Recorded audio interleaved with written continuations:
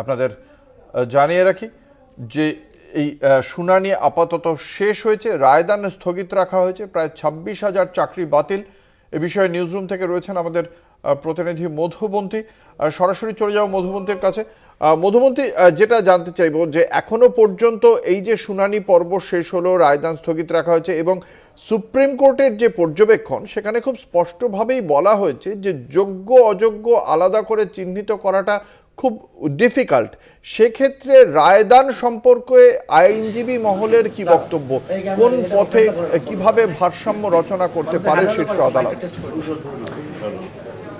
একদমই অঙ্কুর, 26,000 চাকরি বাতিল মামলার শুনানি শেষ, যে নিয়ে আমরা আলোচনা করছিলাম, যে খবরে আমরা রয়েছি সেই জায়গা থেকে শুনানি শেষ হয়েছে, কিন্তু রায়দান স্থগিত। সব মিলিয়ে সুপ্রিম কোর্ট ঠিক কি বলেছে এবং আগামী দিনে এই মামলার এই শুনানির কি ভবিষ্যৎ হতে চলেছে সবটাই জানবো। আমার সঙ্গে নিউজরুম থেকে রয়েছেন আমাদের প্রতিনিধি পল্লব চট্টোপাধ্যায়। পল্লব দা, সুপ্রিম কোর্ট আজকে বাদী এবং বিবাদী দুই পক্ষেরই অন্তত 35 জন আইনজীবীর বক্তব্য একের পর এক শুনেছে।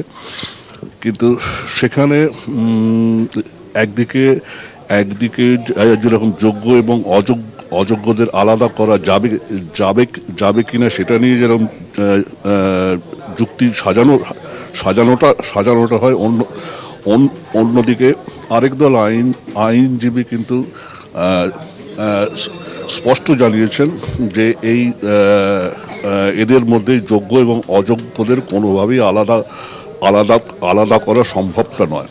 দ্বিতীয়ত হচ্ছে সিবিআই তাদের তদন্তের সূত্রে পঙ্কজ বানসাল এবং পরের ডাটা স্ক্যানটেকের থেকে যেসব তথ্য উদ্ধার করে সেই তথ্য গ্রহণযোগ্য কি না সেগুলোও নিয়েও কিন্তু তীব্র বাদানুবাদ হয়। এখন এই পরিপ্রেক্ষিতে সুপ্রিম কোর্ট শেষ পর্যন্ত কি সিদ্ধান্তটা নেবে সেটা কিন্তু এখনো স্পষ্ট নয়। এখন সেদিকে আমরা তাকিয়ে থাকব। অনেক ধন্যবাদ পল্লব চট্টোপাধ্যায়, আমাদের প্রতিনিধি পুরো বিষয়টি আমাদের সামনে তুলে ধরলেন। সুপ্রিম কোর্টে চাকরি বাতিল মামলার শুনানি শেষ, রায়দান স্থগিত এবং আপনাদের জানিয়ে রাখি যে 26,000 চাকরি প্রার্থীর ভবিষ্যৎ ঠিক কি তার সমাধান সূত্র কিন্তু আজও মিলল না, দিশা দেখাতে পারলেন না কোনো আইনজীবী। মামলায় রায়দান স্থগিত রাখল দেশের শীর্ষ আদালত।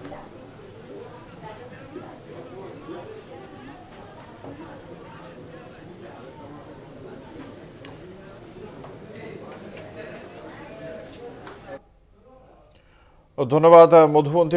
নিউজরুম থেকে এই সংক্রান্ত বিষয়ে সুপ্রিম কোর্টের পর্যবেক্ষণ সম্পর্কে বিশ্লেষণ শুনলাম।